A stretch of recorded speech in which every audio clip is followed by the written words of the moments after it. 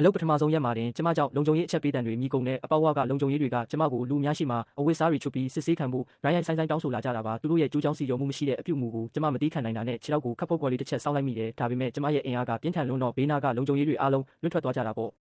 ဒါကိုမြင်တော့လုံခြုံရေးတွေလည်းကျမကိုလွှတ်ပေးလိုက်ရတော့တယ်ဒါပေမဲ့စကင်နာစကန်နယ်ထဲကဖြစ်တဲ့အခါမှာတော့ကျမရဲ့ခန္ဓာကိုယ်ထဲမှာကြီးစံ6တောင့်ရှိနေသေးတာကိုမြင်ပြီးလုံခြုံရေးတယောက်ကစောက်တီရမရတုံးလို့သွားခဲ့တယ်အမှန်တော့ကျမကအစင်းမြင့်တက်တော်ဆောင်တယောက်မို့ပါ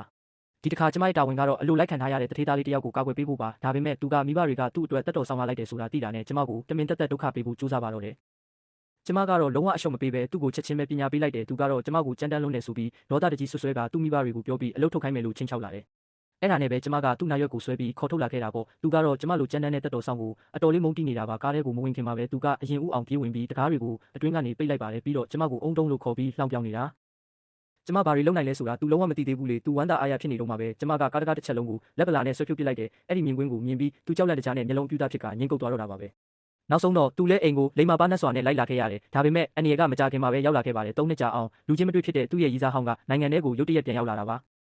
သူမရဲ့လက်ပေါ်ကထူးဆန်းတဲ့တက်တူးတင်ဂီတကိုမြင်လိုက်ရတဲ့အချိန်မှာကျမယဉ်နီးနေတယ်လို့ခံစားရပေမဲ့အဲ့ဒါကဘာကိုဆိုလိုတာလဲဆိုတာကိုတော့မမှတ်မိသေးဘူး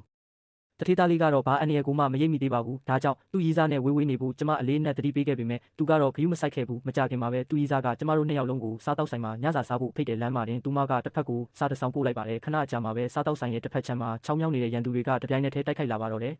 သူတို့ကကျမရဲ့အစွမ်းစားအစစ်မှန်ကိုမသိကြသေးဘူးလေကျမချက်ချင်းပဲလှုပ်ရှားလိုက်ပြီးတထေးသားလေးကိုကျမ်းပြင်ပေါ်လှည့်ချလိုက်လို့သူပေးကင်းသွားခဲ့တယ်ဒီရန်သူတွေဟာသူ့ရီစားကစီစဉ်ထားတာဆိုတာကိုလည်းကျမရိပ်မိသွားတာပေါ့အဲ့ဒီနောက်ကျမလက်ကိုခါရမ်းပြီးဖဲချက်3ချက်ကိုပစ်လွတ်လိုက်တယ်အဲ့ဒီဖဲချက်တွေကရန်သူကြည်စံတွေကိုလေထဲမှာတင်အစိတ်စိတ်မော်မွားဖြစ်သွားစေခဲ့တယ်ဘေးနားကလူတွေအားလုံးလည်းပါဆက်အဟောင်းသားနဲ့ဘာမှမပြောနိုင်လောက်အောင်အံ့ဩကုန်ကြပါတော့တယ်